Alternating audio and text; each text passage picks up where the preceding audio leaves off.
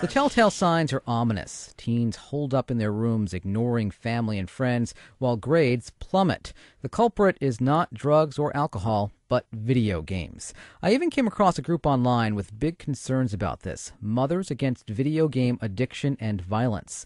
Cityscape's Maureen Chin talked with clinical psychologist Dr. Michael Fraser about the growing problem of video game addiction. How do you determine if someone is addicted to video games? Well, I think there are a lot of things we want to look for.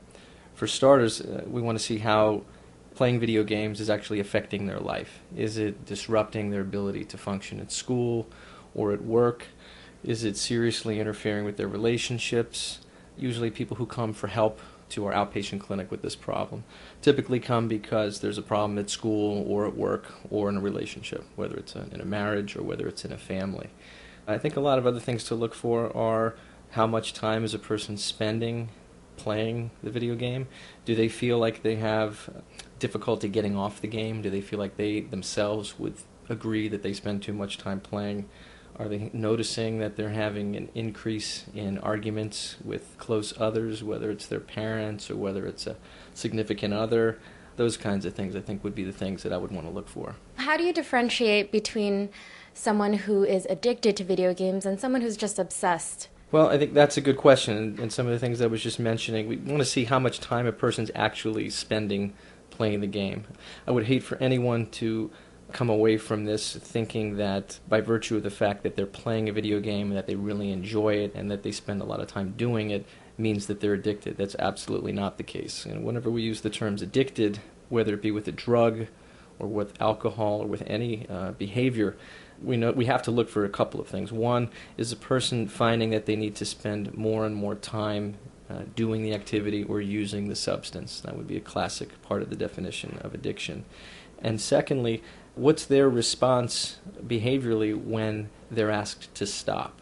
Typically when people are trying to cut back on a drug or alcohol, they notice withdrawal symptoms.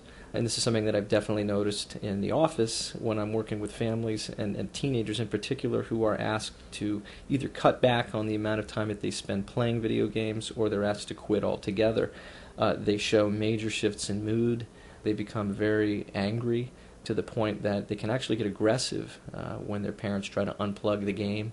Can you tell me about specific cases of people who have been addicted, who are addicted to video games? One of the patterns that I've noticed is that they tend to be very intelligent teenagers, young adults. It tends to happen somewhere in high school where they are finding that their grades are suddenly starting to decline. And a very frequent pattern that I've noticed is that when the schoolwork gets a little bit more difficult, you've got some intelligent kids who are required to study a little bit more, be a little bit more organized. Maybe it's when they hit 10th grade or 11th grade.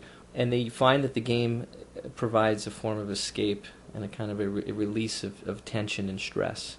And at first, it's a very good, healthy way to relieve their stress. But then they notice that they start to go to the game when they should be studying, that they begin to play the game whenever they start to feel feelings of anxiety or stress starting to take over.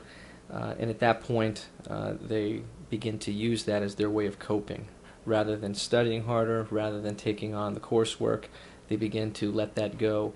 And then something interesting happens, whereas they used to care about their schoolwork, at this point they start to not care. Can video game addiction be treated? I believe so, and I think that it needs to be treated in the context of the family. It's an issue that needs to be talked about in the family. I think we need to certainly understand what anxieties there are in the family, but we also need to understand how the parents are parenting their children.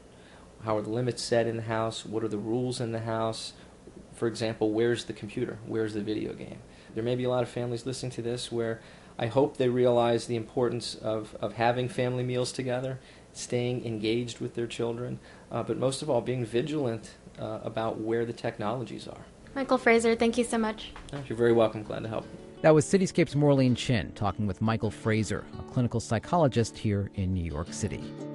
And that's it for this week's Cityscape. Don't forget to check out our archives at wfuv.org/cityscape. Find us on Facebook, where you can check out our photos, post your thoughts, and get the latest Cityscape updates. You can also follow us on Twitter to stay in the Cityscape loop. We're listed on both Facebook and Twitter as WFUV's Cityscape.